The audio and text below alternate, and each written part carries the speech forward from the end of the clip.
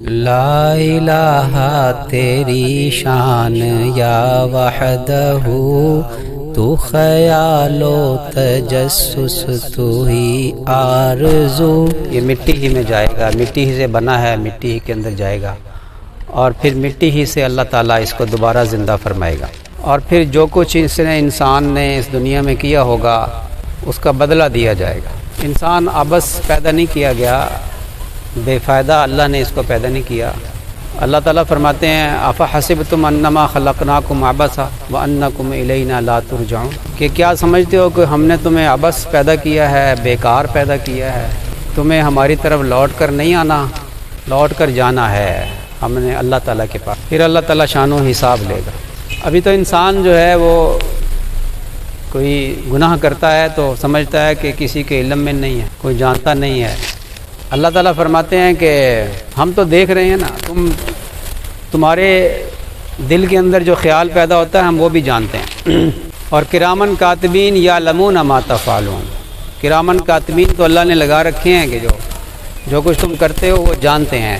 تو یہ نہ سمجھو کہ کوئی دیکھ نہیں رہا، کوئی جانتا نہیں ہے، ایک ایک چیز ریکارڈ ہو رہی ہے ہماری، اور قیامت کے دن جب نامہ اعمال کھولا جائے گا، وہ ریکارڈنگ پیش کی جائے گی تو انسان ہکا بکا رہ جائے گا کہ یہ بھی بات سامنے آ گئی، اس کا تو کسی کو علم نہیں تھا، یہ بات بھی سامنے آ گئی۔ اس دن پچھتاوے کا کوئی فائدہ نہیں ہوگا۔ تو عقل مند انسان وہ ہے جو اس دنیا کے اندر ایسے کام نہ کرے نا جس سے قیامت کے دن شرمندگی اٹھانی پڑے، اور اگر ہو گئے ہیں تو اللہ تعالیٰ شانہ معاف فرمانے والا ہے، توبہ کو قبول کرتا ہے، بلکہ توبہ کو پسند فرماتا ہے، اور بہانے سے مغفرت کرتا ہے، بہانے سے مغفرت چاہنے والے تو کوئی ہو نا، ہٹ دھرمی کرنے والے نہ ہو، ہٹ دھرمی نہ کریں، بس عاجزی انکساری ہو، اللہ تعالیٰ کو یہ پسند ہے۔ ہٹ دھرمی کرنے والوں کے دل سخت ہو جاتے ہیں، وہ دیکھ کر بھی ایمان نہیں لاتے، دیکھ کر بھی عبرت نہیں پکڑتے، توبہ نہیں کرتے۔ اللہ تعالیٰ نے یہ جی اٹھنے کا، قیامت کے دن کیسے جی اٹھائے گا اللہ تبارک، دوبارہ کیسے زندہ کرے گا، اس کے بارے میں قرآن پاک میں کئی مقامات پہ اللہ تعالیٰ نے ماضی میں جو واقعات اللہ نے دکھائے ہیں نا ان کا بیان فرمایا ہے قرآن پہ۔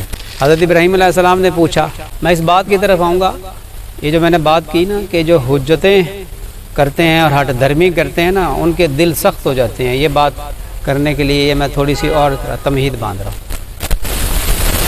اللہ تعالیٰ نے قرآن پاک میں کئی موقعوں پر دوبارہ زندہ کرنے کی مثالیں بیان فرمائی ہیں، دکھائی ہیں، امتوں کو دکھائی ہیں، نبیوں کو بھی اللہ نے ان کو عین الیقین عطا فرمانے کے لیے اللہ نے حضرت ابراہیم علیہ السلام نے پوچھا تھا اللہ تو کیسے زندہ کرے گا قیامت کے دن؟ اللہ نے فرمایا کیا تم ایمان نہیں ہے، یقین نہیں ہے؟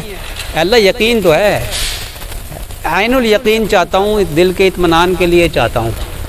تو اللہ تعالیٰ نے فرمایا کہ 4 پرندے اپنے ساتھ مانوس کر لو، 4 پرندے پالو، اپنے ساتھ اتنے مانوس کرو کہ جب ان کو بلاؤ تو وہ تمہارے پاس آ جائیں۔ تو حضرت ابراہیم علیہ السلام نے 4 پرندے پالے، اتنے مانوس ہو گئے وہ پرندے کہ جب نام ان کا لے کر پکارتے تھے تو یہ پرندے ان کے پاس دوڑے چلے آتے تھے، اڑتے چلے آتے تھے۔ جب خوب مانوس ہو گئے تو اللہ تعالیٰ نے فرمایا کہ اب ان کو ذبح کرو، ذبح کر کے فرمایا کہ اب ان کی بوٹی بوٹی کر کے سامنے پہاڑ کے مختلف حصوں پر ان کے ٹکڑے ڈال دو۔ حضرت ابراہیم علیہ السلام نے ایسا ہی کیا، بکھیر دیا ان کے ٹکڑے، پھر فرمایا کہ اچھا ان کو آواز دے کر بلاؤ، جیسے پہلے بلاتے تھے نا اسی طرح ان کو پکارو۔ تو حضرت ابراہیم علیہ السلام نے جب ان کو پکارا، کتابوں میں یہ بھی لکھا ہے کہ یہ فرمایا کہ سر اپنے پاس رکھو، ایک ایک کا سر، تو ایک کا سر اپنے ہاتھ میں رکھا اور پھر اس پرندے کو پکارا۔ حضرت ابراہیم علیہ السلام کیا دیکھتے ہیں کہ اس پرندے کے وہ ٹکڑے جو مختلف پہاڑوں پہ پڑے ہوئے تھے وہ اپنی جگہ سے اٹھے، ان کی ہڈیاں اٹھیں، آپس میں جڑی، ان کے اوپر گوشت چڑھا، وہ گوشت جو پھینکا ہوا تھا وہ اٹھا، وہ جڑا، اس کے اوپر پر لگے اور وہ پرندہ اڑتا ہوا حضرت ابراہیم علیہ السلام کے پاس آ گیا۔ فرمایا ہم ایسے زندہ کریں گے۔ 4 پرندے اڑ کر زندہ ہو کر حضرت ابراہیم علیہ السلام کے پاس آ گئے۔ فرمایا ہم ایسے زندہ کریں گے۔ حضرت عزیر علیہ السلام سفر میں تھے، کھانا گرم ساتھ تھا اور گدھا ساتھ تھا، سفر پہ جا رہے تھے۔ ایک بستی اجڑی ہوئی تھی، اس بستی کی طرف دیکھا، خیال آیا کہ یہ بستی والے کیسے کل قیامت کے دن زندہ کیے جائیں گے، کہ اللہ تو کیسے زندہ کرے گا ان کو۔ تو اللہ تعالیٰ نے حضرت عزیر علیہ السلام کو موت دے دی۔ وہ بیٹھے ہوئے تھے اور بیٹھے بیٹھے موت آ گئی، سو گئے۔ یہ موت نیند کی بہن ہے۔ 100 سال کے بعد ان کی آنکھ کھلی تو اللہ تعالیٰ نے پوچھا کہ اے عزیر کتنا سوئے ہو؟ کہ اے اللہ آسمان کی طرف دیکھا کہ سورج پہلے یہاں تھا پھر یہاں آ گیا۔ کہنے لگے کہ اے اللہ دن یا دن کا کچھ حصہ پہلے سورج یہاں تھا اب ادھر آ گیا، تو تھوڑا سا ہی میں سویا ہوں۔ فرمایا 100 سال سوئے ہو۔ اپنے گدھے کی طرف دیکھو، دیکھا کہ گدھے کی ہڈیاں، پنجرہ پڑا ہوا ہے، گدھا غائب، اس کا پنجرہ پڑا ہوا ہے۔ اچھا اپنے کھانے کی طرف دیکھو، کھانا دیکھا، ٹفن کیریئر جو بھی تھا اس وقت، کھانا دیکھا تو کھانا تازہ گرم گرم۔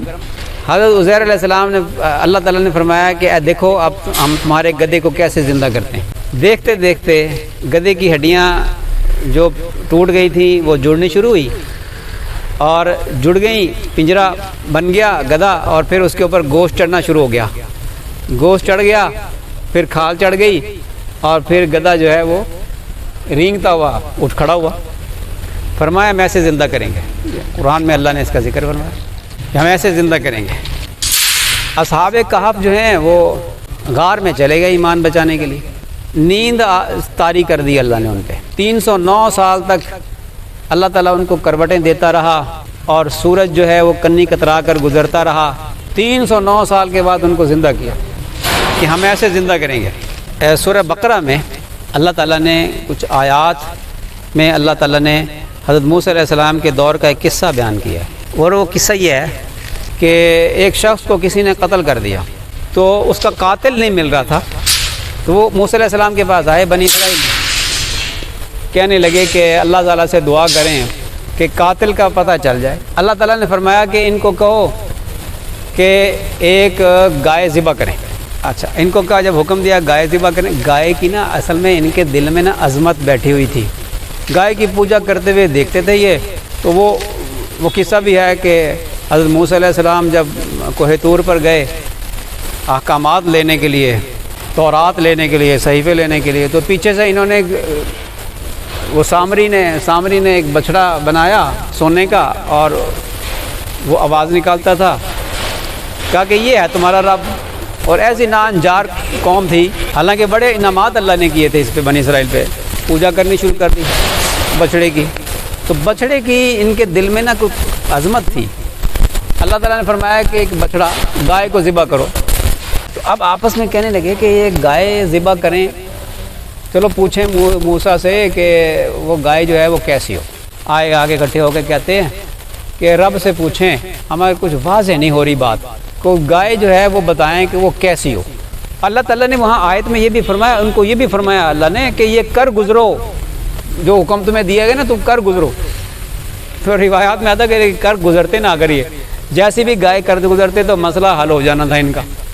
آگے کہنے لگے کہ جی کیسی گائے ہو ذرا واضح کر۔ اللہ تعالیٰ نے فرمایا کہ گائے جو ہے نا نہ زیادہ بوڑھی ہو نہ زیادہ جوان ہو، وہ درمیانی ہو۔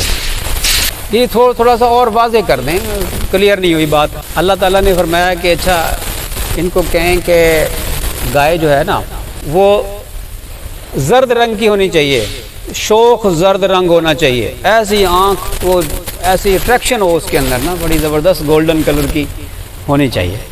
اچھا ٹھیک ہے۔ تو پھر کہنے لگے کہ اچھا ابھی بھی بات کلیئر نہیں ہوئی، تھوڑی سی اور وضاحت کر دیں کہ وہ رنگ کیسا ہو اور اس میں اور کوئی کیا خوبیاں ہوں اس کے اندر۔ اللہ تعالیٰ فرماتے ہیں اگر یہ کر دیتے نا، پھر انہوں نے کہا کہ اچھا انشاءاللہ ہم وہ چیز پا ہی لیں گے، کر ہی لیں گے۔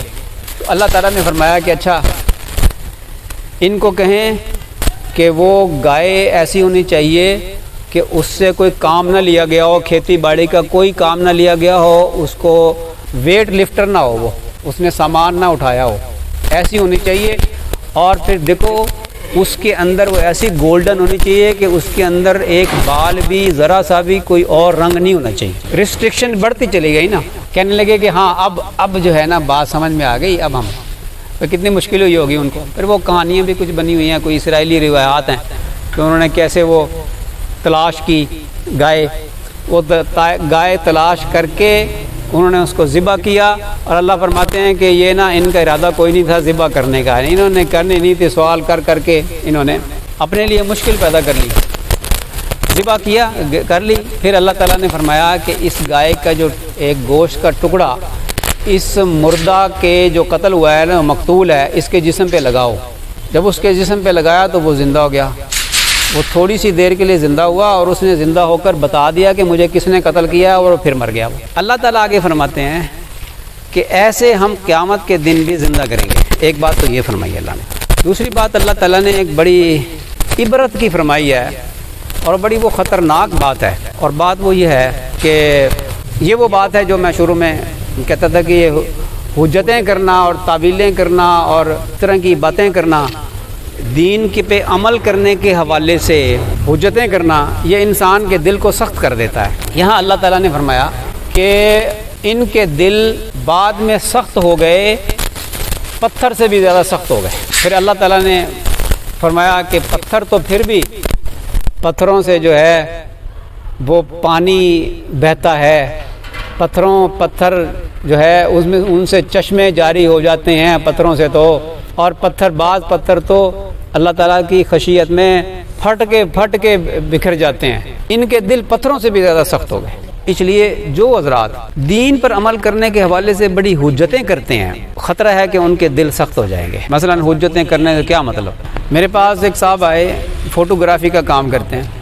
پہلے تو میں آپ بتاؤں کہ یہاں ہمارے نمازی ہیں، ہمارے اچھے تعلق والے ہیں، ہمارے ماشاءاللہ ناظر ہاشمی صاحب اور زاہد حمید صاحب، یہ فوٹوگرافی کا کام کرتے تھے، یہاں جمعہ پڑھتے تھے تو بیان سنتے تھے، تو میرے پاس آئے اور آ کر کے کچھ باتیں پوچھی۔ میں نے سمجھایا کہ فوٹوگرافی کا کام اچھا نہیں ہے، جاندار کی تصویر بنانا صرف مجبوری میں ہے کہ شناختی کارڈ، پاسپورٹ، مجبوری ایٹسٹرا، اس میں گنجائش ہے۔ کوئی حجتیں نہیں کی اور فوراً ہی ارادہ کر لیا کہ ہم کاروبار بدلیں گے۔ اللہ نے مدد فرمائی، ماشاءاللہ اپنا دوسرا کاروبار کر رہے ہیں، فوٹو اسٹیٹ وغیرہ کا، ان چیزوں کر رہے ہیں۔ اللہ تعالیٰ رزق دے رہا ہے۔ جو آگے سے حجتیں کرتے ہیں نا اور ان کو جائز قرار دینے کے لیے دلیلیں دیتے ہیں، ان کے لیے خطرہ ہے کہ ان کے دل سخت نہ ہو جائیں۔ موسیقی کا کاروبار، ہماری دکان کے بالکل سامنے نا ایک نوجوان آیا، اس نے یہ گٹار کا کام کرتا تھا، نمازی پکا اور عاجزی طبیعت کے اندر۔